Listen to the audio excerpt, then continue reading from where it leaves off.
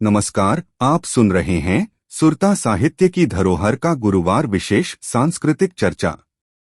हर गुरुवार हम आपको ले चलते हैं उस दुनिया में जहां संस्कृति सिर्फ परंपरा नहीं बल्कि पहचान, भावना और आत्मसम्मान का प्रतीक बनकर उभरती है।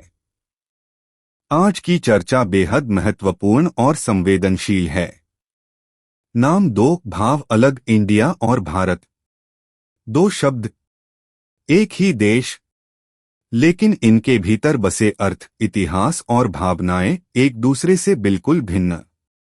इंडिया आधुनिकता, वैश्विकता और औपनिवेशिक युग की छाप लेकर आता है, जबकि भारत हमारी जड़ों, हमारी कथा परंपरा, हमारी सभ्यता और हमारे स्वदेशी स्वाभिमान का पर्याय है। तो आइए आज की इस यात्रा में समझते हैं कैसे एक ही राष्ट्र दो नामों से पुकारा जाता है और कैसे दोनों नाम हमारी सांस्कृतिक चेतना में अलग अलग स्पंदन जगाते हैं।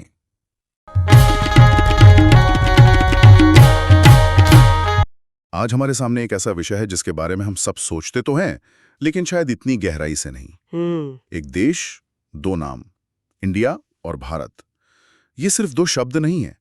ऐसा लगता है जैसे ये दो अलग अलग पहचानें हैं जो एक ही शरीर में रहती हैं। बिल्कुल। हमारे पास एक बहुत ही दिलचस्प साहित्यिक लेख है जो इसी भावनात्मक और ऐतिहासिक पहेली को आप कह सकते हैं सुलझाने की कोशिश करता है। हाँ। तो आज हम इसी लेख के सहारे ये समझने की कोशिश करेंगे कि इन दोनों नामों की जड़ें कहाँ तक जाती हैं, हमारा संविधान इनके बारे में क्या कहता है और आज के दौर में ये हमारे लिए क्या मायने रखते हैं। चलिए इस कहानी के पन्ने पलटते हैं। बिल्कुल। और ये चर्चा सिर्फ शब्दों की बाजीगरी नहीं है। नहीं, ये इस बात को समझने की कोशिश है कि कैसे भाषा हमारे इतिहास और हमारी पहचान को गढ़ती है। सही बात है। लेख की शुरुआत ही एक बेहतरीन मिसाल से होती है। सोचिए, पापा, पिताजी और बाबूजी। हाँ। तीनों का मतलब एक ही है, लेकिन हर शब्द के साथ एक अलग एहसास, एक अलग सामाजिक और सांस्कृतिक माहौल जुड़ा हुआ है। हाँ, पापा में एक शहरी अपनापन है, पिताजी में सम्मान है और बाबूजी में एक पारंपरिक आदर का भाव है। बिल्कुल। यही बारीक सा फर्क इंडिया और भारत के साथ भी है। वाह, ये तो बहुत बढ़िया शुरुआत है। तो सबसे पहले ये साफ कर लेते हैं कि कानूनी तौर पर इन नामों की क्या हैसियत है। क्या हमारा संविधान किसी एक नाम को ज्यादा अहमियत देता है? यहीं से ये कहानी सबसे दिलचस्प मोड़ लेती है। भारतीय संविधान का पहला ही अनुच्छेद आर्टिकल 1 इस बहस पर एक तरह से विराम लगा देता है। अच्छा। वो कहता है, India that is Bharat shall be A union of states. India जो कि भारत है। ये फ्रेजिंग बहुत कमाल की है ना? ये नहीं कहा गया कि इंडिया या भारत। बिल्कुल। इसका मतलब है कि संविधान की नजर में ये दोनों एक ही हैं, एक दूसरे के पर्याय हैं। बिल्कुल सही पकड़ा आपने। और ये दिखाता है कि संविधान बनाने वाले हमारे पूर्वज इस दुविधा को समझते थे।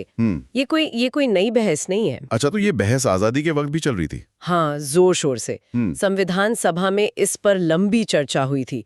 कुछ सदस्यों का मानना था कि देश का नाम सिर्फ भारत होना चाहिए। क्यों? क्योंकि वो हमारी प्राचीन विरासत से जुड़ा है। उनका तर्क था कि इंडिया नाम गुलामी की याद दिलाता है। ठीक सेठ गोविंद दास और शिवबन लाल सक्सेना जैसे नेताओं ने सिर्फ भारत नाम रखने की वकालत की, लेकिन माना नहीं गया। अंत में एक आम सहमति बनी। ये तय हुआ कि इंडिया नाम को भी रखा जाए, क्योंकि पिछली कुछ सदियों से दुनिया हमें इसी नाम से जानती थी। अच्छा। और हमारे सारे अंतर्राष्ट्रीय समझौते और दस्तावेज इसी नाम से थे। मतलब प्रैक्टिकलिटी भी देखनी थी। बिल्कुल। तो इंडिया दैट इज भारत एक ऐसा समाधान था जिसने हमारी ऐतिहासिक जड़ों और हमारी आधुनिक वैश्विक पहचान दोनों को सम्मान दिया। ये एक पुल बनाने जैसा था। ये तो बहुत गहरी बात है। तो कानूनी तौर पर दोनों नाम बराबर हैं। चलिए अब इन नामों की कहानी में उतरते हैं। पहले इंडिया की बात करते हैं। ज्यादातर लोगों को लगता है कि ये नाम अंग्रेजों ने दिया है, पर स्रोत बताता है कि इसकी कहानी बहुत पुरानी और घुमावदार है। बिल्कुल। ये एक तरह से ग्लोबल टेलीफोन के खेल जैसा है, जहां एक शब्द एक कान से दूसरे कान तक पहुंचते पहुंचते अपना रूप बदल लेता है। इस शब्द की जड़ें हैं संस्कृत के शब्द सिंधु में, जो हमारी महान नदी का नाम है। हाँ, सिंधु नदी जो हमारी सभ्यता की पहचान रही है। लेकिन सिंधु से इंडिया तक का सफर तो काफी लंबा लगता है। लंबा है और दिलचस्प भी। इसका पहला पड़ाव आया प्राचीन फारस यानी आज का ईरान में। अच्छा, उनकी भाषा में स की ध्वनि का उच्चारण ह की तरह होता था। तो सिंधु नदी बन गई हिंदू नदी? बिल्कुल। और सिंधु नदी के पार रहने वाले लोग हिंदू कहलाए और वो जगह हिंदुस्तान कहलाई। हाँ, तो मशहूर हिंदुस्तान नाम यहाँ से आया। ये तो अपने आप में एक बड़ी खोज है। हाँ, फिर यूनानियों ने इसे इंडिया के से बना दिया। जब प्राचीन यूनानी जैसे कि सिकंदर के लोग फारसियों के संपर्क में आए तो उन्होंने ये शब्द उनसे सुना। अब उनकी भाषा में ह की ध्वनि नहीं थी तो उन्होंने उसे हटा दिया। तो हिंदू बन गया इंडोस। हाँ, उनकी जबान पर चढ़कर बन गया इंडोस। और इंडोस का मतलब था सिंधु नदी के पार की जमीन। कमाल है।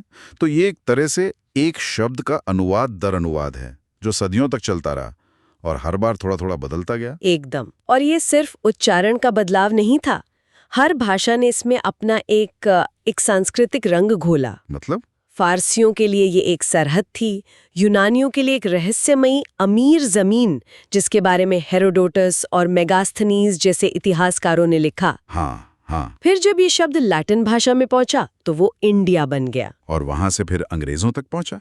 हाँ, और बाद में यूरोपीय उपनिवेशवादियों खासकर अंग्रेजों ने अपने नक्शों, कानूनों और राजकाज में इसी नाम को स्थापित कर दिया।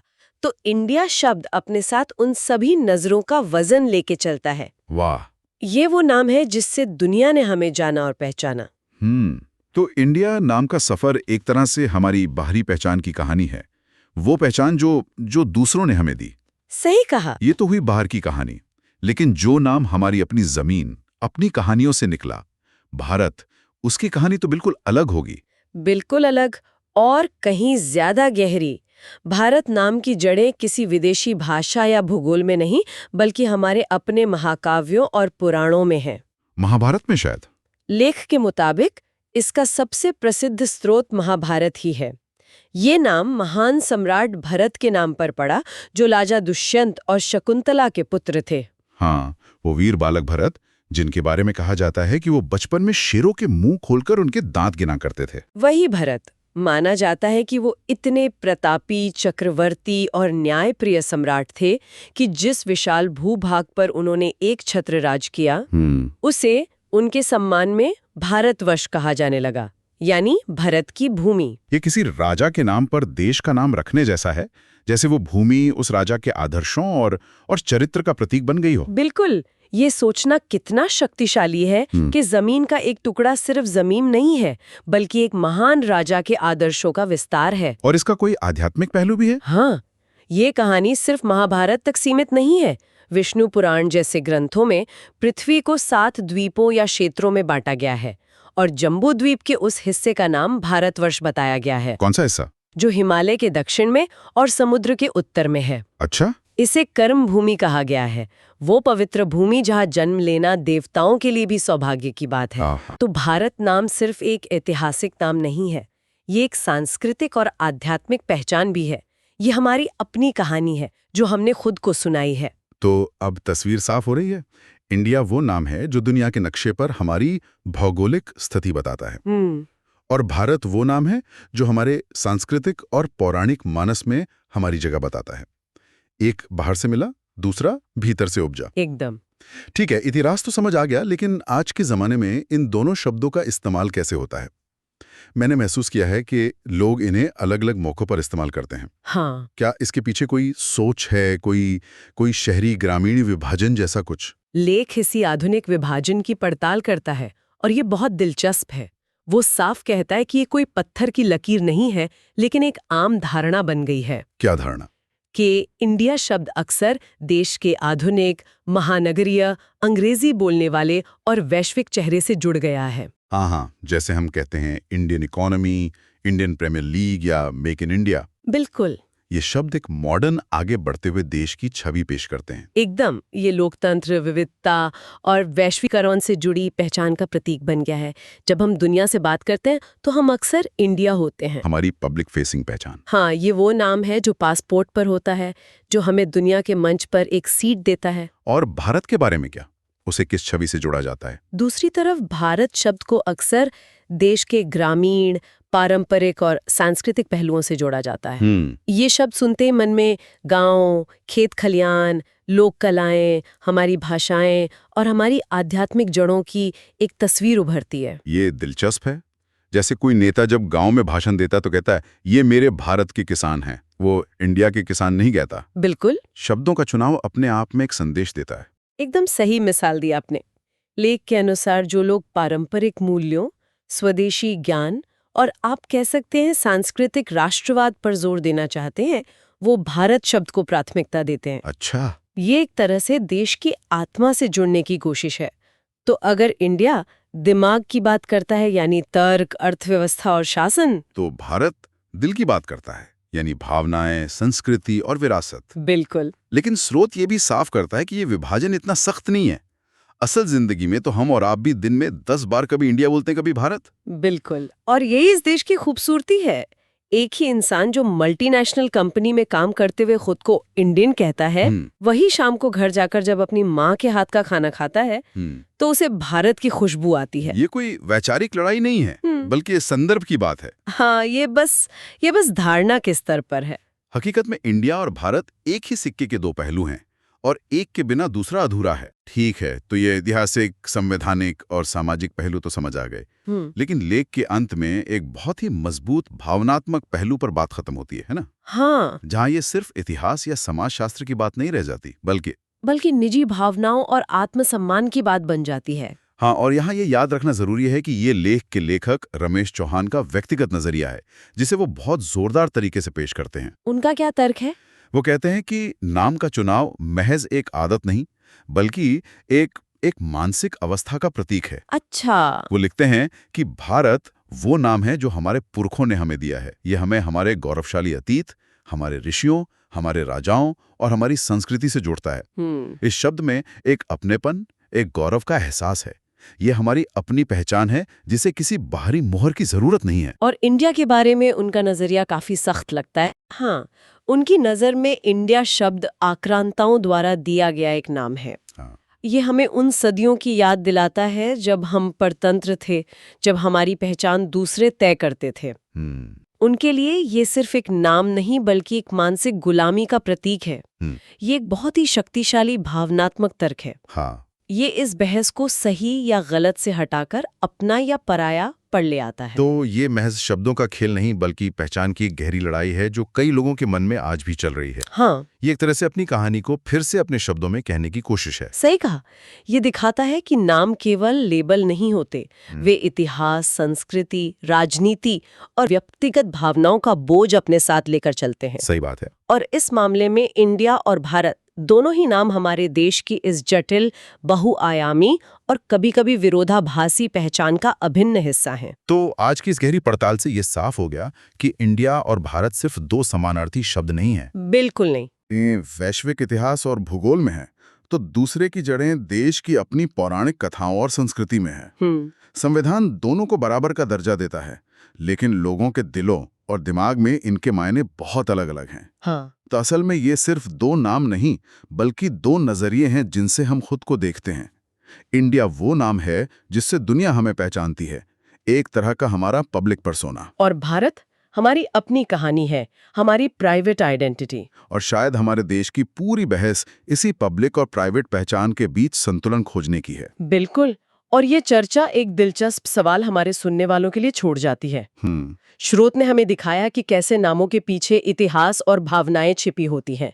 तो अब इस पर सोचिएगा जरूर। क्या? जब आप अपने देश के बारे में बात करते हैं तो कब इंडिया शब्द का इस्तेमाल करते हैं और कब भारत का? अच्छा। और क्या आपका ये चुनाव अनजाने में उस बातचीत के माहौल या आपकी अपनी भावनाओं के बारे में कुछ बताता है? सोचने वाली बात है। ये छोटा सा आत्मविश्लेषण शायद आपको अपने और अपने देश के बारे में कुछ नया सिखा दे। आप सुन रहे थे सुरता साहित्य की धरोहर गुरुवार की सांस्कृतिक चर्चा, जहां आज हमने जाना कैसे इंडिया और भारत सिर्फ नाम नहीं, बल्कि दो अलग मानसिकताओं, दो अलग इतिहासों और दो अलग सांस्कृतिक धारणाओं के प्रतीक हैं।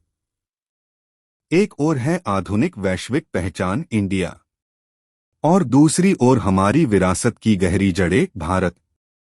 सच तो यही है कि ये दोनों नाम मिलकर हमारे देश की पूरी कहानी कहते हैं।